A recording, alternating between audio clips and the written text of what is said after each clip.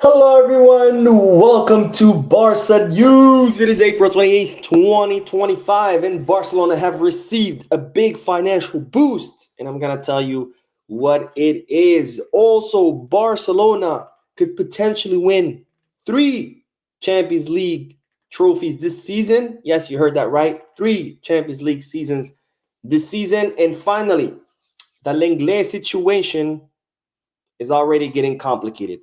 We have a lot to discuss, so let's begin.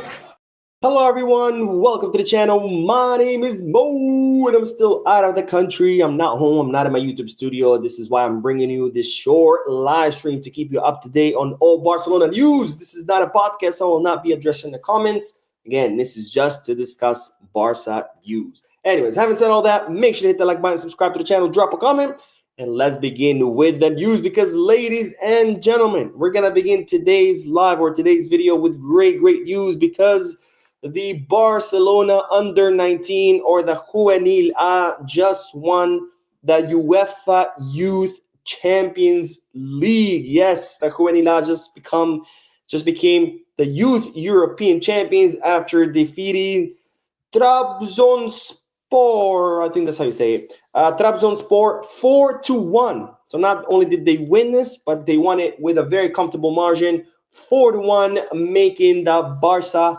under-19 team the European Youth Champions. And by the way, Ibrahim Diarra scored 2 goals during this final. This is his 4th match in a row. He has scored a goal. In the last 3, he scored 1 goal each match. Today, he scored 2 goals, and it looks like Ibrahim Diarra is getting into form. And that's very exciting because Ibrahim Diarra is one of the most promising talents to come out of the African continent. He arrived in December. He was out of shape because he had spent several months on injury. He was a little bit overweight as well. Barcelona decided instead of put him in the Barca Athletic to put him in the Juvenil A so he can adapt better.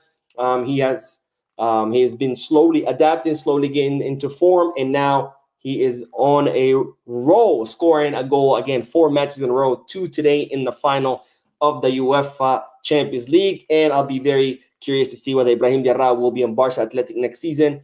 Who knows? Maybe he'll get called up for the first team. My guess he'll be Barca Athletic first, unless Flick tries him out in the preseason and he ends up absolutely blowing his mind. Now, as I said at the beginning of this stream, Barcelona could potentially win 3 Champions Leagues. How does that work? Well, Juvenil A just won 1, the Youth Champions League. The Barcelona Femini are in the final of the Women's Champions League. And of course, our first team are in the semifinal. So who knows? Potentially, we could end up winning 3 Champions League, the men's team, women's team, and of course the Juvenil A who already won it. By the way, the Juvenil A just won a treble, a youth treble, I guess, if you want to put it that way, because they had already won their league group. They had won the Youth Copa del Rey, and today they won the Youth Champions League. So congratulations to Giuliano Belletti's boys who are absolutely dominating all the youth competitions. And what a coach we have in Giuliano Belletti. We got to keep an eye on him because who knows, maybe he'll become the future coach of the first team. Now, speaking of the Champions League, as you know, Barcelona are set to play against Inter Milan on Wednesday during the first leg. And well, it has been confirmed that Benjamin Pavard, one of the staples of Ingazi's team, the defensive staple of Ingazi's team, has been confirmed injured. He twisted his ankle during the match against Roma, during Inter Milan's defeat against Roma. So Barcelona will definitely have to take advantage of this because, again, Pavard has been a mainstay of the Inter Milan squad.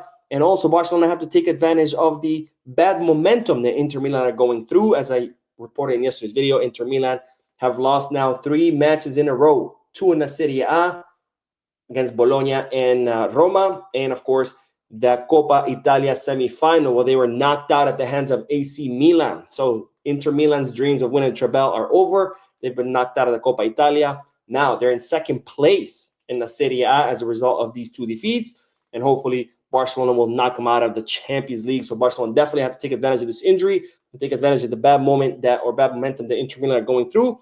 And Marcus Thuram could also miss the match. He was initially declared that he wasn't going to be fit for the first leg of the semifinal, but now they're saying he has started training at a higher intensity. He might be there, he might not. And even if he is, he might play only a few minutes instead of the full 90 minutes. We'll see. But Barcelona definitely needs to take advantage of all these boosts that they're getting. But of course, it's still going to be a difficult opponent because even Barcelona have their own injuries. We have Alejandro Balde, who's not going to be rushed. We have Lewandowski, who's going to miss that match. And of course, the boys just came back from playing 2 extra halves against Real Madrid in the Copa del Rey final. So both teams are arriving at this semifinal with, I guess, cons, but hopefully Barcelona will emerge victorious. And now, speaking of defenders, since I just mentioned Pavard and Alejandro Balde, ladies and gentlemen, the Clement Lenglet saga is starting to get a little bit fishy. As I mentioned, I think this was 2-3 days ago, Lenglet has communicated to Barcelona that he wants to stay at Atletico de Madrid. Now, Clement Lenglet is only there on loan. There's no option or obligation to buy. So the only way for Atletico Madrid to sign Clement Lenglet is to negotiate with Barcelona. Atletico Madrid want to keep him. Lenglet wants to stay. But of course, Atletico Madrid are not looking to pay money. They either want him for free or they want maybe a very, very low transfer fee. On the other hand, Barcelona want 10 million euros. And I said, this is going to get complicated, especially because Lenglet had said he wanted to stay at Atletico Madrid. And you might say, Mo, what do you mean? If he wants to stay, that's great, right? Well, let's look at his statements that he made in regards to his life at Atletico de Madrid. Now, Clement Lenglet said, I'm approaching this first season with Atletico with great excitement, eager to contribute to the team and working every day like a professional in training and when it's my turn to play. Then we'll see what happens because I have a 2-year contract with Barcelona and we haven't talked about the future yet. Now, you might say, what's wrong with these statements, Mo? Well, what's wrong is that, well, he already told Barcelona that he wants to stay at Atletico. At the same time, he's saying, I still have a 2-year contract. In other words, what he's telling Barcelona is, don't negotiate with anyone else, only with Atletico. I want to stay with Atletico, and if you're not willing to transfer me to Atletico, then I have no problem coming back to Barcelona and living out my 2 remaining years on a contract, earning an incredibly high salary that Bartomeu gave him, and no big deal. And this, of course, forces Barcelona to only negotiate with Atletico, who, again, don't want to pay that much, and they're going to take advantage of the fact that Barcelona need to get Lenglet's salary off their wage bill because it's a huge inflated salary. And, of course, without removing salaries, Barcelona are not going to be able to make any signings this summer. Now, from bad news, we go to good news because, ladies and gentlemen, Barcelona have received a financial boost, which could help their aspirations to sign players during the summer, and that's that West Ham, ladies and gentlemen, have activated the obligation to buy Todibo. As you know, Barcelona transferred Todibo to Nice. Nice loaned Todibo to West Ham. He has done absolutely great in the Premier League. He has impressed West Ham. And as such, West Ham have decided to activate his obligation to buy, where they're going to pay 42 million euros to Nice for the services of Jean-Claire Todibo. You might say, Mo, why do I care what West Ham and Nice are doing? Well, when Barcelona transferred Todibo to Nice, they reserve 20% of any future sale, and therefore Barcelona will receive 8.5 million euros from this transfer of Jean-Claire Todibo from Nice to West Ham. And that's, of course, a big financial boost that Barcelona will be able to use this summer to sign players. And honestly, not a bad operation at all because Barcelona signed Todibo for 1 million. They transferred him to Nice for 8.5, and now they're going to get another 8.5. So that's 17 million that Barcelona have made off Todibo, who only cost them 1 million. So that's 60 million euro profit. Not a bad operation whatsoever. Now, speaking of finances, we'll end this video with the news that the Barcelona Sky Tours are officially live on the Barcelona website. I talked about this, I think it was 2-3 weeks ago. Barcelona signed the deal with the Sky Tour company. It's a company in Barcelona that gives tours of the city to tourists. Barcelona signed a deal with them, so Barcelona fans can also do helicopter tours.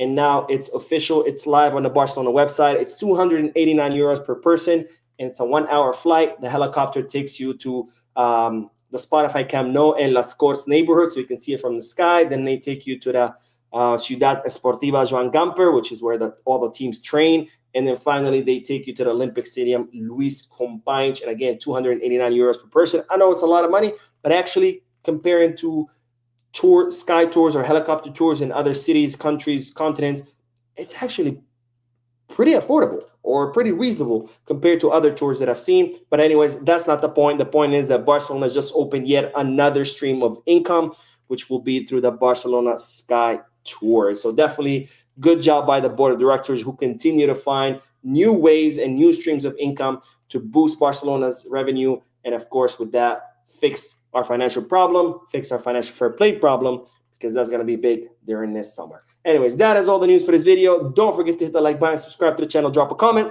And as always, peace, guys.